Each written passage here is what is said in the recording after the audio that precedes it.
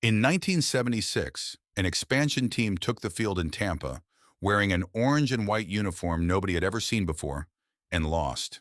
Then they lost again, and again for 26 straight games, an NFL record that still stands today. By 1979, that same franchise stood one win away from the Super Bowl. The turnaround wasn't luck. It was a defensive end who refused to accept losing as an identity, and a head coach whose humor somehow got sharper the worse things got. Now we're going back to Tampa Stadium, starting with the man who became the whole franchise's foundation. Number 1. Leroy Selmon. Tampa Bay's expansion roster in 1976 lost every single game, 26 in a row across 2 seasons, an NFL record for futility that has never been matched. Through all of it, one rookie defensive end kept playing like the losses were temporary. Leroy Selmon had been the first pick in franchise history, and while the record around him fell apart, his own game never did. By 1979, the losing was over. Selmon anchored a defense that carried Tampa Bay to its first NFC Central title and its first ever playoff appearance, then to a home win over Philadelphia that sent the Buccaneers to the NFC Championship game in just their 4th season of existence. That year, Selmon was named the NFL's Defensive Player of the Year, the first individual honor of that magnitude in franchise history. What made Selmon remarkable wasn't just his production, though 6 Pro Bowl selections and 3 All-Pro nods speak for themselves. It was the consistency. He anchored the same defensive front for 9 seasons, playing through the misery of the losing years and the vindication of the winning ones with the same quiet intensity. Teammates and opposing linemen alike described him as one of the most technically sound pass rushers of his era, someone who won with leverage and preparation rather than theatrics. A back injury forced his retirement after the 1984 season. Tampa Bay retired his number 63 2 years later, the first number the franchise ever retired. He was inducted into the Pro Football Hall of Fame in 1995, becoming the first Buccaneer to earn the honor, and became the first member of the team's Ring of Honor in 2009. Selmon suffered a stroke on September 2, 2011, and died 2 days later at the age of 56. Both the Buccaneers and the University of South Florida, where he later built the football program from scratch, wore his number in tribute for the rest of that season. A major expressway through Tampa now carries his name. Does an expansion team's first great player deserve more credit for building a winning culture than the record book ever gives him? If you remember a coach who somehow made the NFL's worst losing streak in history sound almost funny, you already know who guided this team through it. Number 2, John McKay. Tampa Bay lost its first 26 games under John McKay, and the losses tested even his legendary sense of humor. Asked once what he thought of his team's execution, McKay famously replied, "I think it's a good idea," a line that still gets repeated by football fans who never even saw him coach a single down.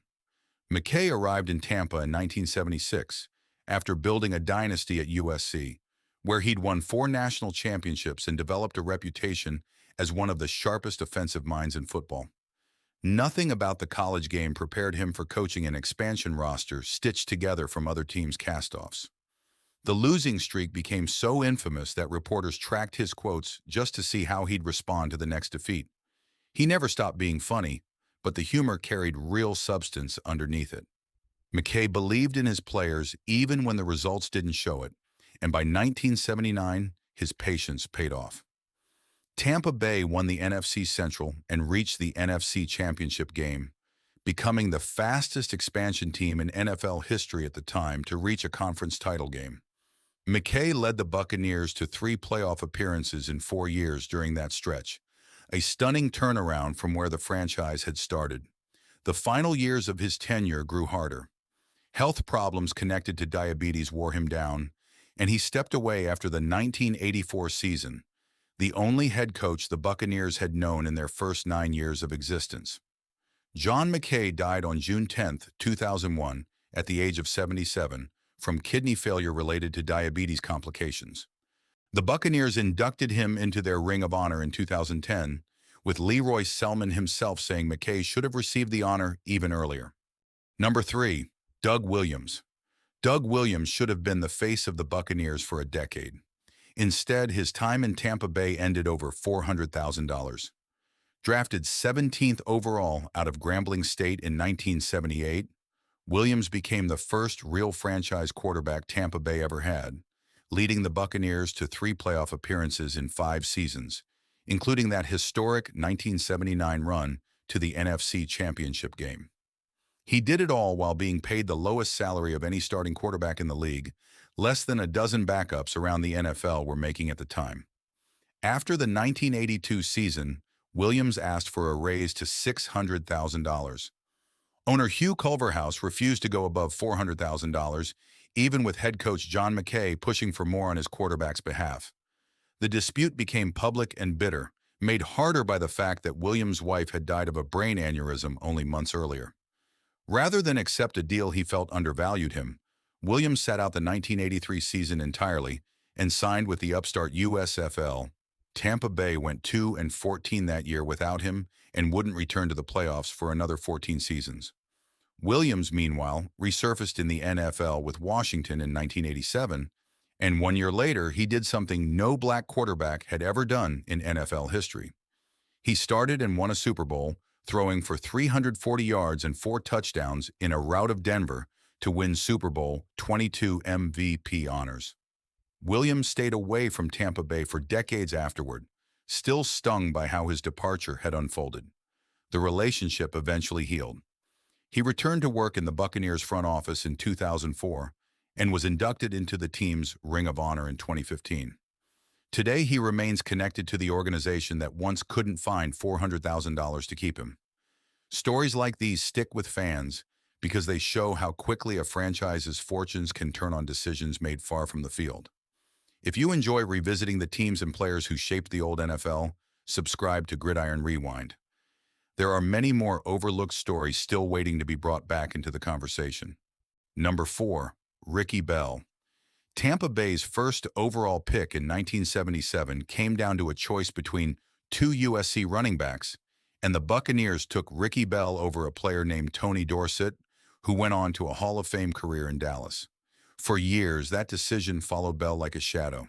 What it obscured was how good Bell actually was in his own right. By 1979, Bell had become the engine of Tampa Bay's turnaround, rushing for 1,263 yards and leading the NFC in rushing during the franchise's improbable run to the NFC Championship game.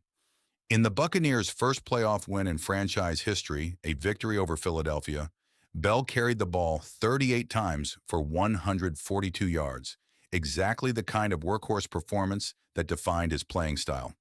He finished his Tampa Bay career as the franchise's all-time leading rusher. Bell was traded to San Diego in 1982, but his body had already begun fighting something nobody around him understood yet. He retired that same year, citing severe muscle pain, weight loss, and exhaustion that made playing impossible. Doctors eventually diagnosed him with dermatomyositis, a rare autoimmune disease that attacks the skin, muscles, and heart, unrelated to anything that happened on a football field. Bell hid the severity of his illness from almost everyone, including close friends, continuing to tell people he felt fine, even as an oxygen machine sat in his bedroom. He died of heart failure caused by the disease on November 28, 1984, at the age of 29. His old coach, John McKay, called him one of the finest football players and finest men he'd ever had the privilege of coaching. Number 5. Jimmy Giles. Jimmy Giles never arrived in Tampa Bay through the draft. He came as part of the trade that sent a third-round pick to Houston in exchange for the rights to select Doug Williams, a deal that quietly turned out to be one of the best in franchise history on both ends. Giles made an immediate impact as a rookie tight end in 1978, combining size with genuine speed at a position that rarely offered both in that era. Over the following seasons, he became one of Doug Williams' most trusted targets, helping stretch a Buccaneers offense that desperately needed weapons after years of expansion-era struggles. By the time Tampa Bay reached the NFC Championship game in 1979, Giles had established himself as one of the better receiving tight ends in the entire NFC. He earned 4 Pro Bowl selections across his career, a total that still ranks among the best for any tight end of his generation. And he remained a steady offensive presence in Tampa Bay through multiple coaching changes and roster overhauls. Giles played through the franchise's shift from its early playoff contention into the difficult years that followed Williams' departure, one of the few consistent bright spots on offense during a stretch when the team's overall record fell apart.